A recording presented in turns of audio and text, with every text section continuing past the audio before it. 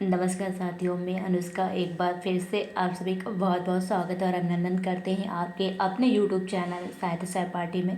तो साथियों, आज मैं लेकर आई हूँ यूजीसी नेट के यूनिट 7 में लगी कहानी शरद जोशी जी की कहानी कोसी का घटवार।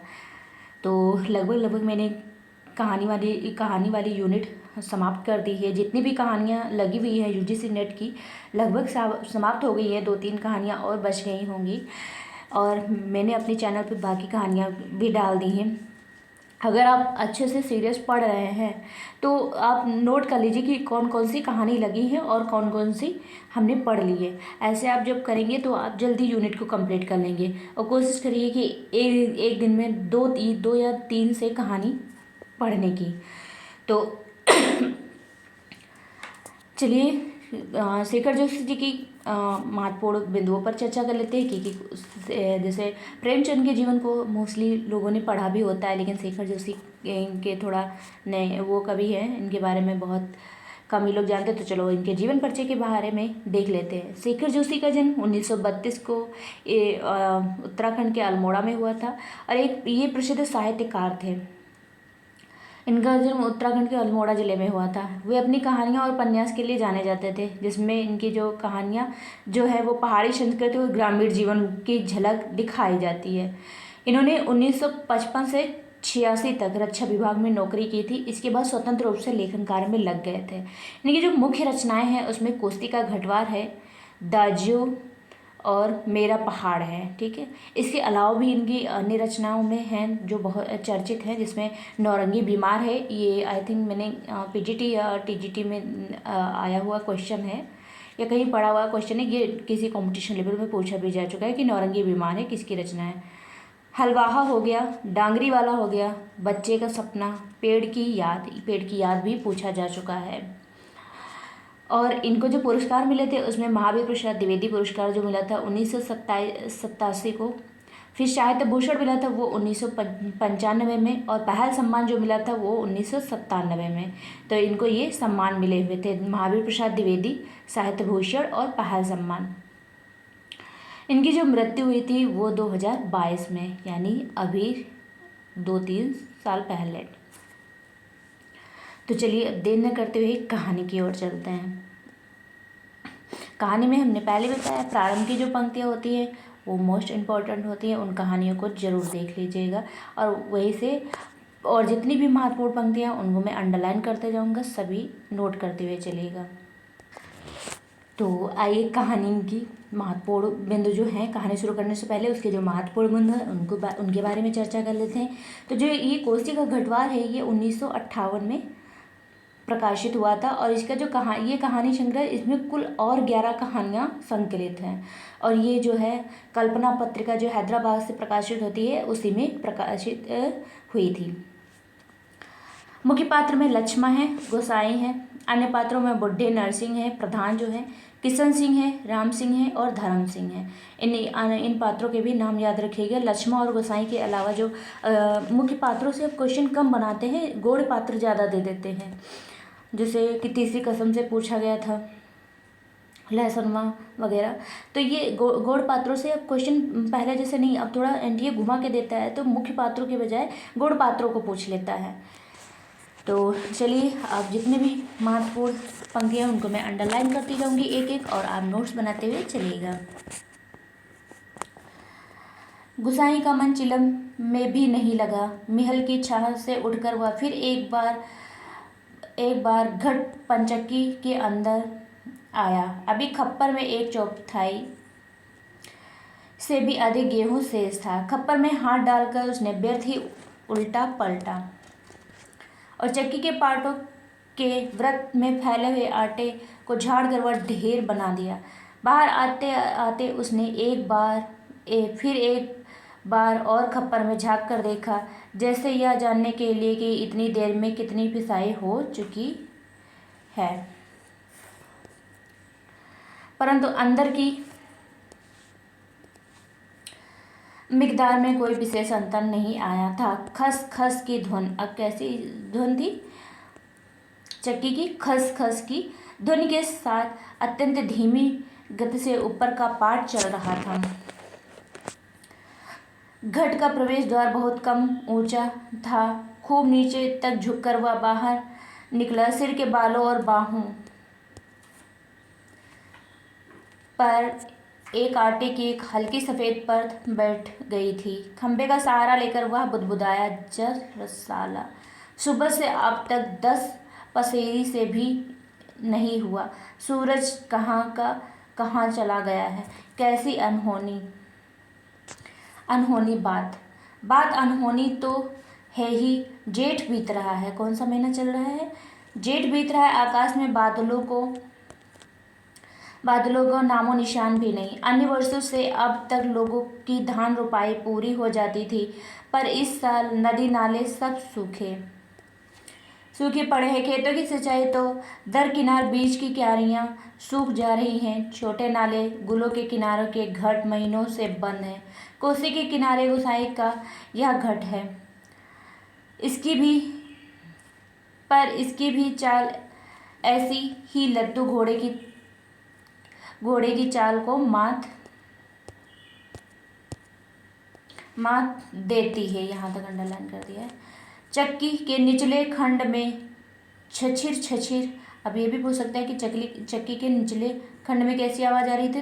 तो छछिर की आवाज़ के साथ पानी को काटती हुई मथानी चल रही थी। कितनी धीमी आवाज़। अच्छे खाते पीते ग्वालों के घर में दही की मथानी इससे ज़्यादा शोर करती है। इसी मथानी का वह शोर होता है कि आदमी को अपनी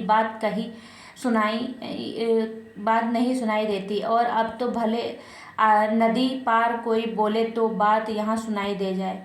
छप छप छप। पुरानी फौजी पैंट को घुटनों तक मोड़कर गुसाई पानी की गूल के अंदर चलने लगा। कहीं कोई सुराख निकास हो तो बंद कर दे, एक बूंद पानी भी बाहर न जाए। बूंद बूंद की कीमत है इन दिनों। प्रायः आधा फरलांग चल कर वह बांध पर पहुंचा। नदी की पूरी चौड़ाई को घेरकर पानी का बहाव घट की गूल की ओर मोड़ दिया गया था। किनारे की मिट्टी घास लेकर उसने बांध में 1-2 स्थान पर निकास बंद किया और फिर गुल के किनारे चलकर घट के पास आ गया। अंदर जाकर उसने फिर पाटों के वृत्त में फैले हुए आटे को बुहार कर ढेरी में मिला दिया। खप्पर में अभी थोड़ा बहुत गेहूं शेष था। वह उठकर बाहर आया। दूर रास्ते पर एक आदमी सिरे पर पिसान रखे उसकी ओर आ रहा था। गुसाई ने उसकी सुविधा का ख्याल कर वहीं से आवाज़ दे दी, हे हो, यहाँ लंबर देर में आएगा। 2 दिन का पिसान अभी जमा है ऊपर उद्धम सिंह के घट में, देख लो। उस व्यक्ति ने मुड़ने से पहले एक बार और प्रयत्न किया। ऊंचे स्वर में पुकार कर बोला, जरूरी है जी, पहले हमारा लंबर नहीं लगा दोगे? गुसाई होठों में मुस्कुराया। रसाला कैसा चीखता है, जैसे घट की आवाज़ इतनी हो कि मैं सुन न सकूं। कुछ कम ऊंची आवाज़ में उसने हाथ हिलाकर उत्तर दे दिया, यहाँ जरूरी का भी बाप रखा है जी, तुम ऊपर चले जाओ। वह आदमी लौट गया। महल की छाँव में बैठकर गुसाई ने लकड़ी के जलते कुंदे को खोद कर चिलम सुलगाई और गुड़ धुआं उड़ाता रहा। खसर खसर चक्की का पाट चल रहा था। किट किट किट किट खप्पर से दाने गिराने वाली चिड़िया पाट पर टकरा रही थी। छिचिर छिचिर की आवाज़ के साथ मथानी पानी को काट रही थी। पत्थरों के बीच में टखने टखने तक फैला पानी क्या आवाज़ करेगा? पानी के गर्भ से निकलकर छोटे छोटे पत्थर भी अपना सिर उठाए आकाश को निहार रहे थे। दोपहरी ढलने पर भी इतनी तेज धूप, कहीं चिड़ैया भी नहीं बोलती, किसी प्राणी का अप्रिय स्वर नहीं। सूखी नदी के किनारे बैठा गुसाई सोचने लगा, क्यों उस व्यक्ति को लौटा दिया? लौट तो वह जाता ही घट के अंदर टच पड़े पिसान के थैले को देखकर 2-4 क्षण की बातचीत का आसरा ही होता। मतलब इतना फ्री ना तो काम हो रहा है तो सोचता कि आ जाता आदमी तो 2-4 मिनट बातें भी कर लेते। कभी कभी गुसाई को यह अकेलापन काटने लगता। सूखी नदी के किनारे यह अकेलापन नहीं, जिंदगी भर साथ देने के लिए जो अकेलापन उसके द्वार पर धरना देकर बैठ गया था, वही जिसे अपना कह सके ऐसे किसी प्राणी का स्वर उसके लिए नहीं। पालतू कुत्ते बिल्ली का शोर भी नहीं। क्या ठिकाना ऐसे मालिक का जिसका घर द्वार नहीं, बीवी बच्चे नहीं, खाने पीने का ठिकाना नहीं। मतलब ये जो चक्की पीसने वाले हैं, इनका भी शादी नहीं हुई। घुटनों तक उठी हुई पुरानी फौजी पैंट, जो मोड़ को गुसाइन ने खोला। गूल में चलते हुए वह हिस्सा थोड़ा भीग गया था, पर इस गर्मी में उसे भीगी पैंट की यह शीतलता अच्छी लगी। पैंट की सलवटों को ठीक करते करते गुसाइन ने हुक्के की नली से मुंह हटाया। उसके होंठ में बाएं कोने पर हल्की सी मुस्कान उभर आई। बीती बातों की याद। गुसाई सोचने लगा, इस पैंट की बदौलत यह अकेलापन उसे मिला है। नहीं याद करने को मन करता, पुरानी बहुत पुरानी बातें वह भूल गया, पर हवलदार साहब की पैंट की बात तो उसे नहीं भूलती। ऐसी ही फौजी पैंट पहनकर हवलदार धर्म सिंह आया था। अब उस हवलदार का क्या नाम था? धर्म सिंह। लॉन्ड्री की धुली, नोकदार क्रीज वाली पैंट। वैसी ही पैंट पहनने की महत्वाकांक्षा लेकर गुसाई फौज में गया था, पर फौज से लौटा तो पैंट के साथ साथ जिंदगी का, यहाँ से अंडरलाइन के, पैंट के साथ साथ जिंदगी का अकेलापन भी उसके साथ आ गया। पैंट के साथ और भी कितनी ही स्मृतियां मुखर हैं। उस बार की छुट्टियों की बात। कौन महीना है? हाँ, बैसाखी था। सिर पर क्रॉस, खुखरी के क्रेस्ट वाली काली किस्तीनुमा टोपी को तिरछा रखकर फौजी वर्दी पहने वह पहली बार एनुअल लीव पर घर आया तो चीड़ वन की आग की तरह खबर इधर उधर फैल गई थी। बच्चे बूढ़े सभी उनसे मिलने आए थे। चाचा का गोठ एकदम भर गया था। ठसाठस बिस्तर की नई एकदम साफ जगमग लाल नीली धारियों वाली दरी आंगन में बिछानी पड़ी थी। लोगों को बैठाने के लिए खूब याद है, आंगन का गोबर दरी में लग गया था। बच्चे बूढ़े सभी आए। सिर्फ चना गुड़ या हल्दानी के तंबाकू का लोभ नहीं था, कल के शर्मीले गुसाई को इस नए रूप में देखने का कौतूहल भी था। पर गुसाई की आंख इस भीड़ में जिसे खोज रही थी वह वहाँ नहीं थी। नाले पार के अपने गांव में भैंस के कट्ठा को खोजने के बहाने दूसरे दिन लक्ष्मा आई थी। कौन? यही नायिका है जो लक्ष्मा। पर गुसाई उस दिन उससे मिल ना सका। गांव के छोकरे ही गुसाई की जान को बवाल हो गए। बुढ़े नरसिंह प्रधान उन दिनों ठीक ही कहते हैं। आजकल गुसाई को देखकर शोभनिया का लड़का भी अपनी फटी घेर की टोपी को तिरछी पहनने लग गया है। दिन रात बिल्ली के बच्चे की तरह छोकरे उसके पीछे पीछे लगे रहते हैं। छुट्टियों में आए तो सारे बच्चे गांव के बीड़ी सिगरेट या गपशप के लोभ में एक दिन बड़ी मुश्किल से मौका मिला था उसे। लक्ष्मा को पात पतेल के लिए जंगल जाते देखकर वह छोकरों से कांकड़ के शिकार का बहाना बनाकर अकेले जंगल को चल दिया था। गांव की सीमा से बहुत दूर काफल के पेड़, ये काफल का पेड़ भी याद रखिएगा, के नीचे गुसाई के घुटनों पर सिर रखकर लेटी लेटी लक्ष्मा काफल खा रही थी। पके गतराए गहरे लाल लाल काफल खेल खेल में काफलों की छीना झपटी करते गुसाई ने लक्ष्मा की मुट्ठी भींच दी थी। टप टप काफल का गाढ़ा लाल रस उसकी पैंट पर गिर गया था। लक्ष्मा ने कहा था, इसे यहीं रख जाना, मेरी पूरी बांह की कुर्ती इसमें से निकल आएगी। वह खिलखिलाकर अपनी बात पर स्वयं ही हंस दी थी। पुरानी बात, क्या कहा था गुसाई ने? याद नहीं पड़ता, तेरे लिए मखमल की कुर्ती ला दूंगा मेरी शुआ, या कुछ ऐसा ही। पर लक्ष्मा को मखमल की कुर्ती किसने पहनाई? पहाड़ी पार के रमुआ ने, जो तरी निशान लेकर उसे ब्याहने आया था।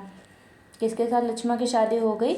रमुआ के साथ, जिसके आगे पीछे भाई बहन नहीं, माँ बाप नहीं, परदेश में बंदूक की नोक पर जान रखने वाले को छोकरी कैसे दे हम, लक्ष्मा के बाप ने कहा था। उसका मन जानने के लिए गुसाई ने टेढ़े तिरछे बात चलवाई थी।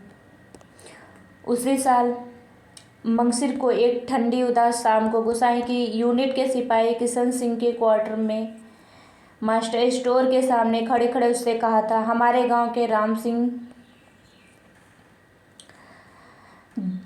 सिंह ने जिद की, तभी छुट्टियां बढ़ानी पड़ी। इस साल उसकी शादी थी। खूब अच्छी औरत मिली है यार, शक्ल सूरत भी खूब है, एकदम पटाखा, बड़ी हंसमुख है। तुमने तो देखा ही होगा, तुम्हारे गांव के नज़दीक की है। लक्ष्मा कुछ ऐसा ही नाम है। गुसाई को याद नहीं पड़ता कौन सा बहाना बनाकर वह किशन सिंह के पास से चला आया था।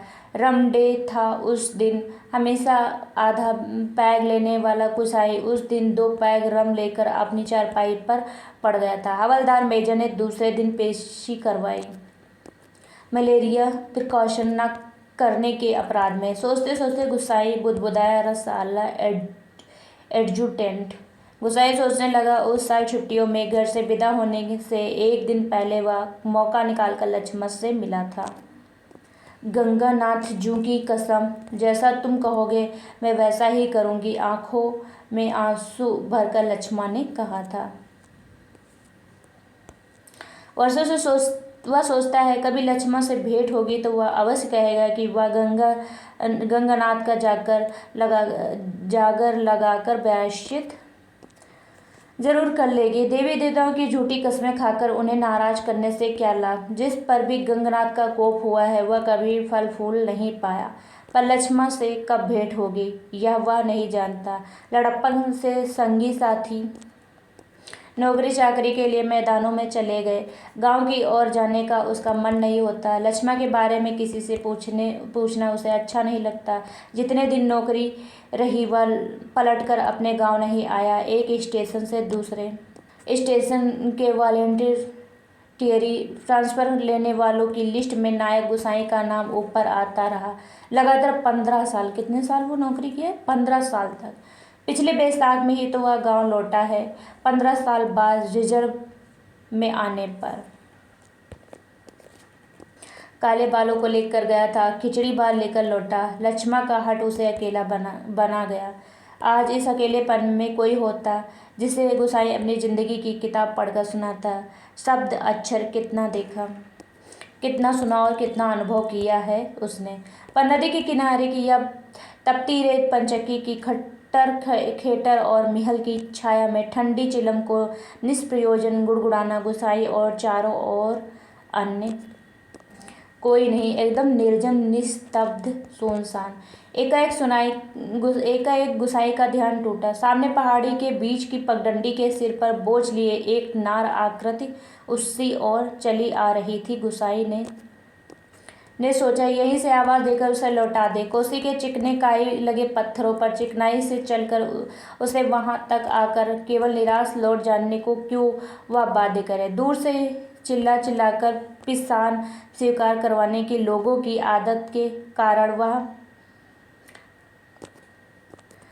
तंग हो चुका था। इस कारण आवाज़ देने को उसका मन नहीं हुआ। वह आकृति अब तक पगडंडी छोड़कर नदी के मार्ग में आ पहुंची थी। चक्की की बदलती आवाज़ को पहचानकर गुसाई घट के अंदर चला गया। खप्पर का अनाज समाप्त हो चुका था। खप्पर में एक कम अन्न वाले थैले को उलटकर उसने अन्न का निकास रोकने के लिए काठ की चिड़ियों को उल्टा कर दिया। किट-किट का स्वर बंद हो गया। वह जल्दी जल्दी आटे को थैले में भरने लगा। घट के अंदर मथानी को छिछर की आवाज़ भी अपेक्षाकृत कम सुनाई दे रही थी। केवल चक्की के ऊपर वाले पाट की घिसटती हुई घरघराहट का हल्का धीमा संगीत चल रहा था। तभी गुसाई ने सुना अपना पीठ के पीछे घट के द्वार पर उस संगीत में भी मधुर एक नारी का कंठ स्वर कब बारी आएगी रात की रोटी के लिए भी घर में आटा नहीं है। सिर पर पिसान रखे एक स्त्री उसे यह पूछ रही थी। गुसाई को उसका स्वर परिचित सा लगा। चौंक कर उसने पीछे मुड़कर देखा। कपड़े में पिसान ढीला बंधा होने के कारण बोझ का एक सिरा उसके मुख के आगे आ गया। गुसाई उसे ठीक से नहीं देख पाया, लेकिन तब भी उसका मन जैसे आशंकित हो उठा। अपनी शंका का समाधान करने के लिए वह बाहर आने को मुड़ा, लेकिन तभी फिर अंदर जाकर पिसान के थैले को इधर उधर रखने लगा। काठ की चिड़िया किट किट बोल रही थी और उसी गति के साथ गुसाई को अपने हृदय की धड़कन का आभास हो रहा था। घट के छोटे कमरे में चारों ओर पिसे हुए अन्न का चूड़ फैल रहा था, जो अब तक गुसाई के पूरे शरीर पर छा गया था। इस कृत्रिम सफेदी के कारण वह वृद्ध सा दिखाई दे रहा था। स्त्री ने उसे नहीं पहचाना। उसने दोबारा वे ही शब्द दोहराए। अब वह भी तेज धूप में बोझा सिर पर रखे हुए गुसाई का उत्तर पाने को आतुर थी। शायद नकारात्मक उत्तर मिलने पर वह उल्टे पांव लौटकर किसी अन्य चक्की का सहारा लेती। दूसरी बार प्रश्न को गुसाई ने न टाल पाया। उत्तर देना ही पड़ा। यहाँ पहले ही टीला लगा है, देर तो होगी ही, उसने दबे दबे स्वर में कह दिया।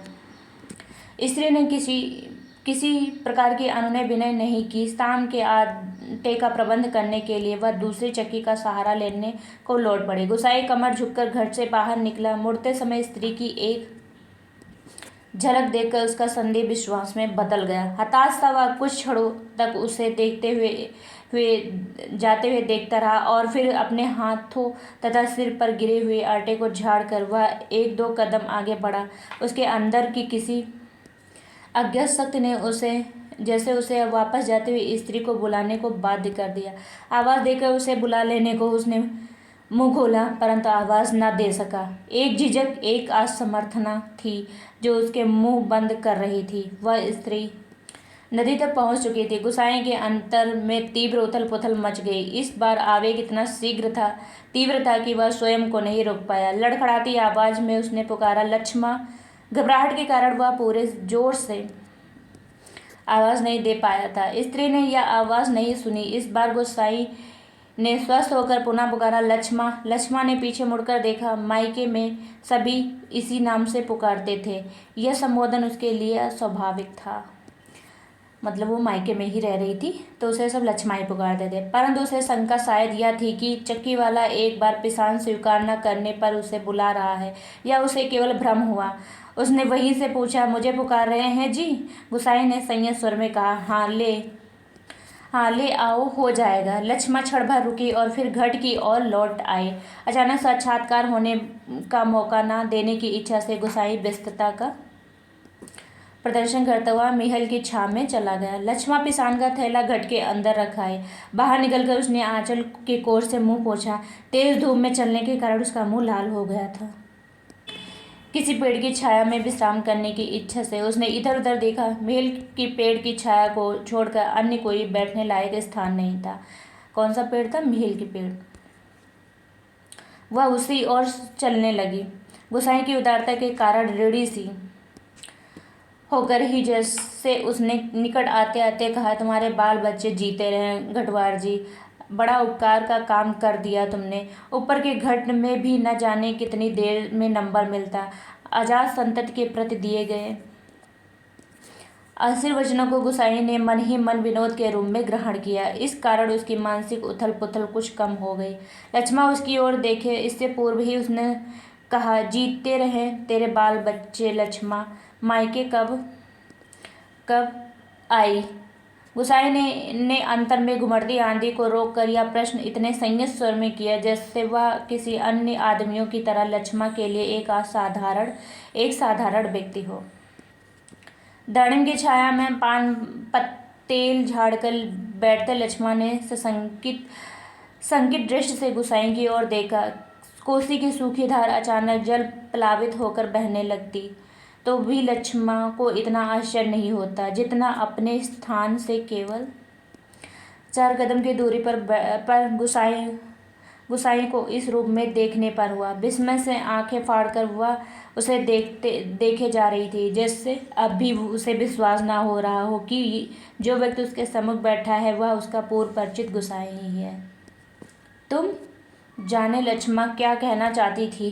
शेष शब्द उसके कंठ में ही रह गए। हाँ, पिछले साल पलटन में लौट आया था, वक्त काटने के लिए या घट लगवा लिया, गुसाई ने उसकी जिज्ञासा शांत करने के लिए कहा। होठों पर मुस्कान लाने की उसने असफल कोशिश की। कुछ क्षणों तक दोनों कुछ नहीं बोले। फिर गुसाई ने पूछा, बाल बच्चे ठीक हैं?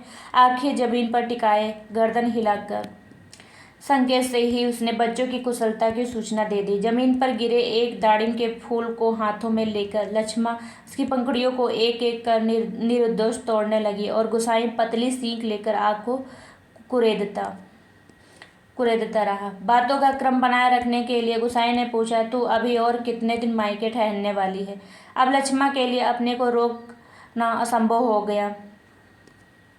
टप टप टप वह सिर नीचे की आंसू गिराने लगी। सिसकियों के साथ उसके उठते गिरते कंधों को गुसाई देखता रहा। उसे यह नहीं सूझ रहा था कि वह किन शब्दों से अपनी सहानुभूति प्रकट करे। इतनी देर बाद सहसा गुसाई का ध्यान लक्ष्मा के शरीर की ओर गया। उसके गले में काला चरेऊ मतलब सुहाग चिन्ह नहीं था। हतप्रभ सा गुसाई उसे देखता रहा। अपनी व्यवहारिक अज्ञानता पर उसे बेहद झुंझुलाहट हो रही थी। आज अचानक लक्ष्मा से भेंट हो जाने पर वह उन सब बातों को भूल गया जिन्हें वह कहना चाहता था। इन क्षणों में वह केवल मात्र श्रोता बनकर रह जाना चाहता था। गुसाई की सहानुभूतिपूर्ण दृष्टि पाकर लक्ष्मा आंसू पोंछती हुई अपना दुखड़ा रोने लगी। जिसका भगवान नहीं होता उसका कोई नहीं होता। जेठ जेठानी से किसी तरह पिन छुड़ाकर यहाँ माँ की बीमारी में आई थी, वह भी मुझे छोड़कर चली गई। एक अभागा मुझे रोने को रह गया है, इसी के लिए जीना पड़ रहा है, नहीं तो पेट पर पत्थर बांधकर कहीं डूब मरती, जंजाल कटता। जहाँ काका काकी के साथ रह रही हो? गुसाई ने पूछा। मुश्किल पड़ने पर कोई किसी को नहीं होता जी। बाबा की जायदाद पर उनकी आंखें लगी हैं, सोचते हैं कहीं मैं हक न जमा लूँ। मैंने साफ साफ कह दिया, मुझे किसी का लेना देना नहीं है। जंगलात का लीसा ढो ढोकर अपनी गुजर कर लूँगी, किसी की आंख का कांटा बनकर नहीं रहूंगी। गुसाई ने किसी प्रकार की मौखिक संवेदना नहीं प्रकट की, केवल सहानुभूतिपूर्ण दृष्टि से उसे देखता भर रहा। दाड़िम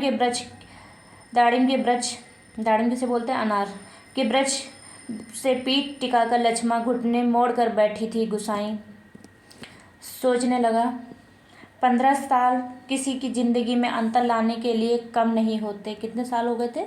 15 साल कम नहीं होते। समय का यह अंतराल लक्ष्मा के चेहरे पर भी एक छाप छोड़ गया था, पर उसे लगा उस छाप के नीचे वह आज भी 15 वर्ष की लक्ष्मा को देख रहा है। मतलब वैसी की वैसे ही है, उसके एज में ज़्यादा परिवर्तन नहीं हुआ। देख रहा है कितनी तेज धूप है इस साल। लक्ष्मा का स्वर उसके कानों में पड़ा, प्रसंग बदलने के लिए ही, जैसे लक्ष्मा ने यह बात जानबूझकर कही हो। और अचानक उसका ध्यान उस ओर चला गया जहाँ लक्ष्मा बैठी थी। दाढ़ी की फैली अध ढकी डालों से छनकर धूप उसके शरीर पर पड़ रही थी। सूरज की एक पतली किरण न जाने कब से लक्ष्मा के माथे पर गिरी हुई एक लड़की सुनहरी रंगीन में डूबी रही थी। गुसाई एकटक उसे देखता रहा। दोपहर तो बीत चुकी थी। लक्ष्मा ने प्रश्न किया तो गुसाई का ध्यान टूटा। हाँ, अब तो 2 बजने वाला है। कितने बज रहे हैं? 2 बज रहे हैं। उसने कहा, इधर धूप लग रही है हो तो उधर धूप लग रही हो तो इधर आजा छाँव में। कहता हुआ गुसाई एक जमाई लेकर अपने स्थान से उठ गया। नहीं, यही ठीक है कहकर लक्ष्मा ने गुसाई की ओर देखा, लेकिन वह अपनी बात कहने के साथ ही दूसरी ओर देखने लगा था। गढ़ में कुछ देर पहले डाला हुआ पिसान समाप्त पर था। नंबर पर रखे हुए पिसान की जगह उसने जल्दी जल्दी लक्ष्मा का अनाज खप्पर में खाली कर दिया। धीरे धीरे चलकर गुसाई गूल के किनारे तक गया। अपनी अंजुली से भर कर उसने पानी पिया और फिर पास ही एक बंजर घट के अंदर जाकर पीतल और अल्मुनियम के कुछ बर्तन लेकर आग के निकट लौट आया। आसपास पड़ी हुई सूखी लकड़ियों को बटोरकर उसने आग सुलगाई और एक काली पोती बटलोई में पानी रखकर जाते जाते लक्ष्मा की ओर मुँह कर कहा गया, चाय का टेम हो रहा है, पानी उबल जाए तो पत्ती डाल देना पुड़िया में पड़ी है। लक्ष्मण ने कोई उत्तर नहीं दिया। वह उसे नदी की ओर जाने वाली पगडंडी पर जाता हुआ देखती रही। सड़क किनारे की दुकान से दूध लेकर लौटते लौटते गुसाई को काफ़ी समय लग गया था। वापस आने पर उसने देखा एक 6-7 वर्ष का बच्चा लक्ष्मण की देह से सटकर बैठा हुआ है। बच्चे का परिचय देने की इच्छा से जैसे लक्ष्मण ने कहा, इस छोकरे को घड़ी भर के लिए भी चैन नहीं मिलता। जाने कैसे पूछता खोजता मेरी जान खाने को यहाँ भी आ पहुँच गया। ये किसका बेटा था? लक्ष्मण का। ये गुसाई ने लक्ष्य किया कि बच्चा बार बार उसकी दृष्टि बचाकर माँ से किसी चीज़ के लिए जिद कर रहा है। एक बार झुंझलाकर लक्ष्मण ने उसे झिड़क दिया, चुप रहा, अभी लौट कर घर जाएंगे, इतनी देर में मरा क्यों जा रहा है। चाय के पानी में दूध डालकर गुसाई फिर उसी बंजर घट में गया। एक थाली में आटा लेकर वह गूल के किनारे पर बैठा बैठा उसे गूंथने लगा। मील के पेड़ की ओर आते समय उसने साथ में एक बर्तन और ले लिए। लक्ष्मण ने बटलोई में दूध चीनी डालकर चाय तैयार कर दी। एक गिलास, एक एल्युमिनियम का मग और एक एल्युमिनियम के मेस्टिन में गुसाई ने चाय डालकर आपस में बांट ली और पत्थरों से बने बेढबे चूल्हे के पास बैठकर रोटियां बनाने का उपक्रम करने लगा। हाथ का चाय का गिलास जमीन पर टिकाकर लक्ष्मण उठी। आटे की थाली अपनी ओर खिसकाकर स्वयं रोटी पका देने की इच्छा से ऐसे स्वर में प्रकट किया कि गुसाई ना कह सका। वह खड़ा खड़ा उसे रोटी पकाते हुए देखता रहा। गोल गोल डिबिया सरीखी रोटियां चूल्हे में खिलने लगी। वर्षों बाद गुसाई ने ऐसी रोटी देखी थी जो अनिश्चित आकार की फौजी लंगर की चपातियाँ या स्वयं उसके हाथ से बनी बेडोल रोटियों से एकदम भिन्न थी। आटे की लोई बनाते समय लक्ष्मण के छोटे छोटे हाथ बड़ी तेजी से घूम रहे थे। कलाई में पहने हुए चांदी के कड़े अब कभी आपस टकरा जाते तो खन खन का एक अत्यंत मधुर स्वर निकलता। चक्की के पाट पर टकराने वाली काठ की चूड़ियों का स्वर कितना नीरस हो सकता था, यह गुसाई ने आज पहली बार अनुभव किया। किसी काम से वह बंजर घट की ओर गया और बड़ी देर तक खाली बर्तन डिब्बे को उठाता रखता रहा। वह लौटकर आया तो लक्ष्मण रोटी बनाकर बर्तनों को समेट चुकी थी और आटे में सने हाथों को धो रही थी। गुसाई ने बच्चे की ओर देखा। वह दोनों हाथों में चाय का मग थामे टकटकी लगाकर गुसाई को देखे जा रहा था। लक्ष्मण ने आग्रह के स्वर में कहा, चाय के साथ खानी हो तो खा लो, फिर ठंडी हो जाएंगी।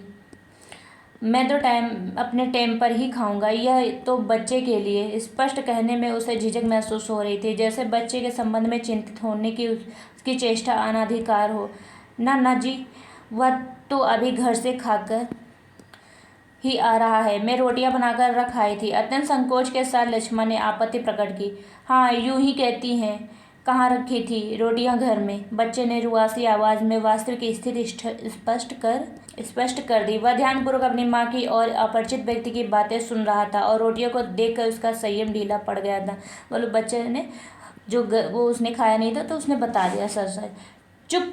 आंखें तरेर कर लक्ष्मण ने उसे डांट दिया। बच्चे के इस कथन से उसकी स्थिति हास्यास्पद हो गई थी। लज्जा से उसका मुंह आरक्त हो उठा था। बच्चा है, भूख लग आई होगी, डांटने से क्या फायदा। गुसाई ने बच्चे का पक्ष लेकर 2 रोटियां उसकी ओर बढ़ा दी, परंतु माँ की अनुमति के बिना उन्हें स्वीकारने का साहस बच्चे में नहीं हो रहा था। वह ललचाई दृष्टि से कभी रोटियों की ओर कभी माँ की ओर देख लेता था। गुसाई के बार बार आग्रह करने पर भी बच्चा रोटियां लेने में संकोच करता रहा। तो लक्ष्मण ने उसे झिड़क दिया, मर, अब ले क्यों नहीं लेता? जहाँ जाएगा वहीं अपना लक्षण दिखाएगा। इससे पहले कि बच्चा रोना शुरू कर दे, गुसाई ने रोटियों के ऊपर एक टुकड़ा गुड़ का रखकर बच्चे के हाथ में दे दिया। भरी भरी आंखों से इस अनोखे मित्र को देखकर बच्चा चुपचाप रोटी खाने लगा और गुसाई कौतुकपूर्ण दृष्टि से उसके हिलते हुए होठों को देखता रहा। इस छोटे से प्रसंग के कारण वातावरण में एक तनाव सा आ गया था, जिसे गुसाई और लक्ष्मण दोनों ही अनुभव कर रहे थे। स्वयं भी एक रोटी को चाय में डुबोकर खाते खाते गुसाई ने इस तनाव को कम करने की कोशिश में ही मुस्कुराकर कहा, लोग ठीक ही कहते हैं, औरत के हाथ की बनी रोटियों में स्वाद ही दूसरा होता है। लक्ष्मण ने करुण दृष्टि से उसकी ओर देखा। गुस्साई हो होकर खोखली हंसी हंस रहा था। कुछ साग सब्जी होती तो बेचारा एक आधी रोटी और खा लेता। गुस्साई ने बच्चे की ओर देखकर अपनी व्यवस्था प्रकट की। ऐसी ही खाने पीने वाले की तकदीर लेकर पैदा हुआ होता तो मेरे भाग क्यों क्यों पड़ता। 2 दिन से घर में तेल नमक नहीं। आज थोड़े पैसे मिले, आज ले जाऊंगी कुछ सौदा। हाथ में अपनी जेब टटोलता हुआ गुस्साई ने संकोचपूर्ण वश में कहा, लक्ष्मण। लक्ष्मण ने जिज्ञासा से उसकी ओर देखा। गुस्साई ने जेब से एक नोट निकाला, उसकी ओर बढ़ाते हुए कहा, ले, काम चलाने के लिए रख ले। मेरे पास अभी और है, परसों दफ्तर से मनी ऑर्डर आया था। नहीं नहीं जी, काम तो चल ही रहा है। मैं इस मतलब से थोड़े ही कह रही थी, या तो बात चली थी तो मैंने कहा, कहकर लक्ष्मण ने सहायता लेने से इनकार कर दिया। गुस्साई को लक्ष्मण का यह व्यवहार अच्छा नहीं लगा। रूखी आवाज में वह बोला, दुख तकलीफ के वक्त ही आदमी आदमी के काम नहीं आया तो बेकार है रसाला। कितना कमाया कितना फूका हमने इस जिंदगी में, कोई हिसाब है? पर क्या फ़ायदा, किसी के काम नहीं आया। इसमें आसान की क्या बात है? पैसा तो मिट्टी है साला। किसी के काम नहीं आया तो मिट्टी है, एकदम मिट्टी। परंतु गुस्साई के इस तर्क के बावजूद भी लक्ष्मण अड़ी रही। बच्चे के सर पर हाथ फेरते हुए उसने दार्शनिक गंभीरता से कहा, गंगनाथ दाहिने रहे तो भले बुरे दिन निभ ही जाते हैं जी। पेट का क्या है, घट के खप्पर की तरह जितना डालो कम हो जाए। अपने पराये प्रेम से हंस बोल दे, वह बहुत है दिन काटने के लिए। गुस्साई ने गौर से लक्ष्मण के मुख की ओर देखा। वर्षों पहले उठे ज्वार और तूफान का वहाँ कोई शेष चिन्ह नहीं था।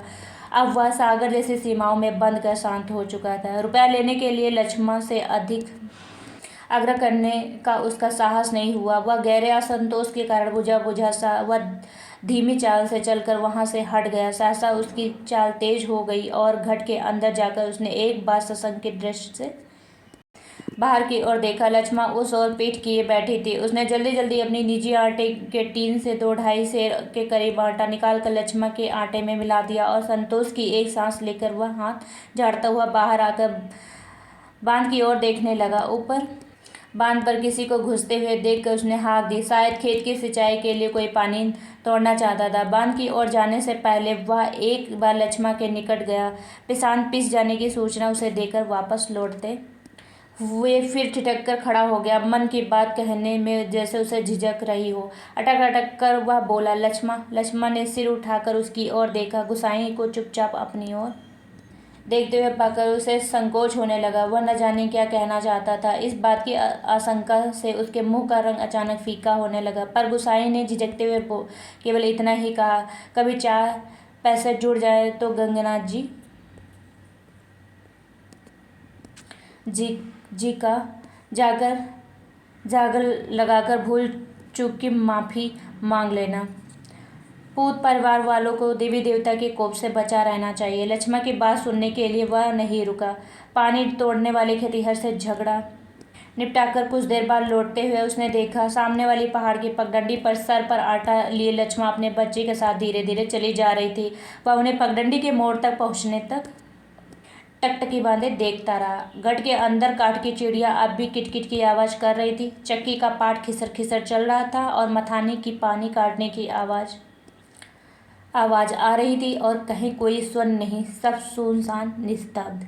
यहीं पर इस कहानी का अंत होता है। मिलते हैं अगले वीडियो में, तब तक के लिए नमस्कार।